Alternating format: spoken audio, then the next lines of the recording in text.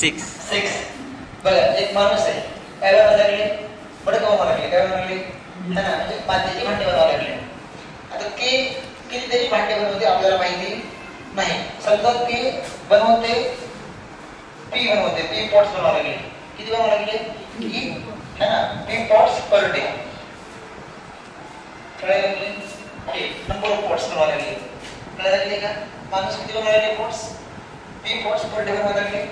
आता त्याचं जे कॉस्ट आहे ना, काय म्हणले मी कॉस्ट है ना, तर ती कॉस्ट किती आहे, एका भांड्याचं कॉस्ट किती आहे ते त्यांनी सांगितलेले की प्रोडक्शन कॉस्ट किती सांगितलं बघा, किती म्हणले प्रोडक्शन कॉस्ट जी आहे ती किती म्हणले किंवा 40 more than 10 times number of pots he makes per day. काय लागले का, म्हणजे हे झालं प्रोडक्शन कॉस्ट. म्हणजे बघा 40 more than चा प्लस 10 टाइम्स म्हणजे काय 10 पटीने. काय लागले जेवढे ते पॉट्स बनवतात तेवढे. समजायला लागले की नाही. समजा आता तुम्ही बाहेर जाताय, समोसा वगैरे तिथे समजा एक समोसा, बरोबर आहे का, एक समोसा आहे, आपल्याला माहित नाही समोसे किती आहेत, आपण घेतो 100 समोसे, किती समोसे 100. एक समोसा तुम्हाला मिळते 10 रुपयाला, किती मिळते 10. तर 100 रुपये 10 रुपये घ्यायचे नाही, 1000 मिळेल.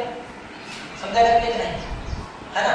तसंच आता हे P pots per day, pots किती बनवते हे आपल्याला माहिती आहे का, माहिती नाही. हे प्रोडक्शन कॉस्ट नाही एका पॉटचं, पण टोटल जी त्यांनी कॉस्ट दिली ती किती दिली 600. किती दिली 600. मग टोटल करण्यासाठी मी याला मल्टिप्लाय करावं लागेल की नाही.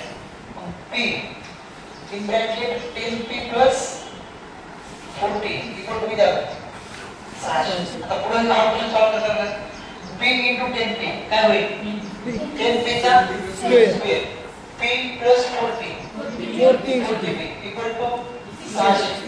मला सांगा काय मिळालं 10p square plus 40p minus 600 किंवा डायरेक्ट. आता हा 10 काय करा डिवाइड करा, किती ना 10. सोपं झालं की नाही. काय राहिलं p square plus 4p minus 60. नंतर कॅल्क्युलेशन करा, सॉल्व करता येईल आता. बरं आता या क्वेश्चन नंबर कोणाकडे या 9 कडे है ना. 7 आणि 2 डिस्कस करूया. ठीक आहे.